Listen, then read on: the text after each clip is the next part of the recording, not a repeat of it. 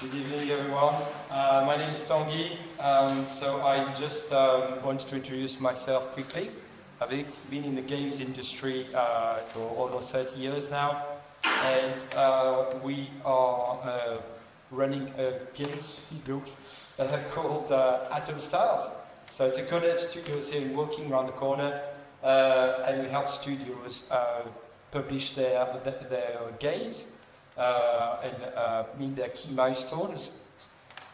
So I've been in the games industry long enough that I've picked up some ideas of how to run a game development team. So my experience is basically quite varied. And so I've learned things from observing my mentors and my leaders who are like the game studio heads. I've also experimented myself, and I've done some things that worked I want to share with you, and I've also made some mistakes, and I've seen people make mistakes, so I just want to make sure you guys don't make the same mistakes. I wish, back then someone told me not to do the things I did that were wrong. So I've broken down my presentation in a magic controller that I'm giving to you tonight. And it's got 5 inputs. So there's an input of navigation with 360 degrees empty. There are triggers of aiming slow and shooting fast. There's a home button to reboot, and there's also a key spell ability to keep it simple and shared. So the first input is 360 degrees empty. You will have to adapt your style to navigate 360 degrees around the team, to adapt to all the different personalities on the team and get the most out of them. So typically, some people will be more introverted, some will be more extroverted. They will have different needs, and they will have different expectations. So what I tend to do is regular performance reviews and 360 reviews from the whole, that means reviews from the whole team, and also offer ad hoc one-to-one meetings with people when they want to talk to me. And during those reviews and those meetings, whenever you talk to your team, you'll have to leverage their motivations. So for instance, you have different motivation for programmers and designers and artists. So typically, a programmer will want to work on an interesting project that develop their skills. An artist will want to express their creativity, and a designer will want to make fun games. So they're quite different things. So you have to, but when you manage them, you have to bear that in mind and act accordingly. You also have to acknowledge their fears. So last year was pretty crap in the games industry. We'll have lots of layoffs. People are, rightly afraid that they will lose their job, or the company might go bankrupt, or the game might flop. So you have to be very transparent with them, with what's happening in the business, and also explain the business constraints. Like you are running a business. You're not a charity. And you have to earn money, so if you're very clear to them, I think they will understand a lot better and not feel like frustrated about the situation. There's a method that I like, which is called the compliment sandwich. So when you have something, some criticism to make to a member of staff, you start with a compliment, telling them how much you esteem them and you love working with them. And then you say what you have to say, which is not a nice thing, which is like a criticism. And then you finish the conversation by saying how you think, you trust them to address the issue. And the last advice is to not let it fester. If there's an issue, address it straight away. Just talk to the person if you can see there's a problem. Otherwise, what happens? You'll have artists who have imposter syndrome. They think they're not as good as the next person. You have to encourage them and reassure them. You'll have big egos develop on the team, and you have to manage them to let other people express themselves as well. Typically, programmers don't like to be stuck in long meetings. They want to get on with work. So if you let it fester, then you get people feeling misunderstood and unfairly treated. Eventually, your best staff will leave.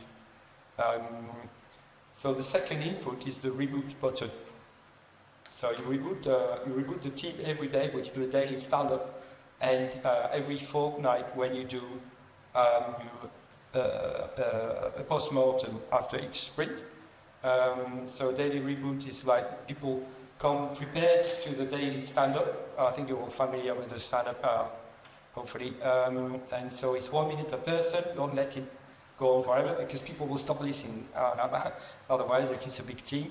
And if you've got to talk about short-term action, if you start, the stand-up starts to turn into a discussion about design or problem solving, you have to tell them, look, guys, you book a meeting between the two of you and talk about that. That's not for the rest of the team to worry about. And so, without those reboots, what happens is there's a lot of secrecy around the company. People wonder and they speculate on what's happening, and people withhold information. And that results in a loss of trust in the studio, and eventually, again, the best talent will be disengaged. The next input is to shoot fast. So you have to use that shoot button. When shit hits the fan, pardon my French, it always happens. You have to react super quickly and decide what you do. You have to surround yourself with the right people for the problem at hand, and accept that it will happen. It's a cyclical process. Crises happen all the time. You have to be prepared and think that the silver lining is that the team will be it will be good for team bonding because effectively the team will realize they can rely on each other and they can support each other. So it will form a good team spirit. So for that you have to lead by example. So you have to help out people, be nice to everyone, and give first before you expect them to give you something. So be a good natural leader. If you don't do that, if you don't shoot fast, what happens is that things deteriorate, and you end up lying to yourself. You just do the ostrich, you bury your head in the sand, and you ignore a problem. The crisis doesn't get resolved, and it gets worse. The next input is to aim very slow. You have to aim at realistic targets to avoid the crunch, which is something that you really want to avoid in this industry, and it happens too often. You must anticipate any work that's coming and quantify it. So any workload that's coming, you have to be able to talk to your artist, your producer, your designer, your programmer, and ask them how long that will take. And my advice is to double that. So every time you get an estimate from someone, double it. And also, as a result of you asking them their opinion, they own it. It's their decision, it's their responsibility. They told you they need 2 days to do the task. You give them 4 days. If they don't deliver, then they will feel like, it's really their responsibility to fulfill the task in 4 days. So that's how, you avoid crunch. I've been too many times in a situation where the producer will come around and ask me what pizza I want to eat for the evening. And that's a sign that, some things are going wrong and you're not planning your time well enough, and that causes problems at home and crisis and argument with your partner, and it's really not something you want on your team. And the last input on my controller is the KISS approach, so keep it simple and share. So the three format I explained earlier for the reboot is the daily stand-ups and the post-mortem. I'll share some templates with you after this slide, and also there's a template for when you share to publishers and investors. You have to share information with them. So I'll give you a simple template for that. So the first one for the daily stand-ups, it doesn't matter what you use. I mean, I like Monday.com. I also like Excel spreadsheets. As long as it's owned by the team, So they give you the estimates, and they tell you what task is at hand. So typically you do, like at the beginning of the sprint, you ask them what needs to be done, and they give you the answers, and then you hold them accountable for it. And you can track, and you get them to track it. So you're not the one coming down on them with orders saying, you know, this is what you have to do. It's them telling you what they have to do, and then, you know, they will feel more responsible at it. And it's like their call to fulfill the task. And they will be more motivated to complete the tasks at hand. So if you want to scan that QR code, and that works from where you're standing, but maybe the slide will be shared later. But if you want to scan that, it's the template. It will give you a template of the post-mortem. So basically, it's sort of what you discuss in a stand-up. It's what went well, what didn't go so well, and what we should do better next time, in the next sprint. So iteratively, every sprint should be better than the previous. So that's a very simple format I've been using for many years.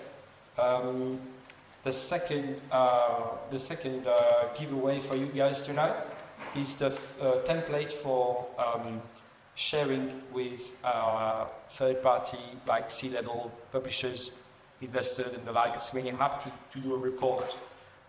So what you tend to do with clients, we do that with our clients as well.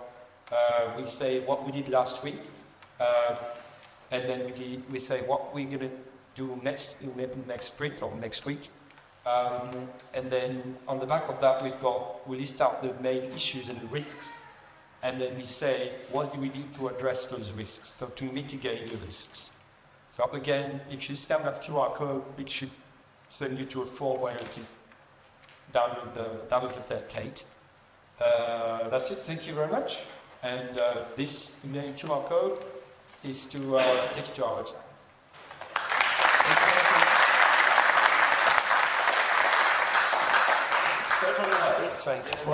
Questions? Thanks, you never know. Questions? Well, firstly, thank you so much for sharing your resources. We will make slides available to everyone afterwards, so the community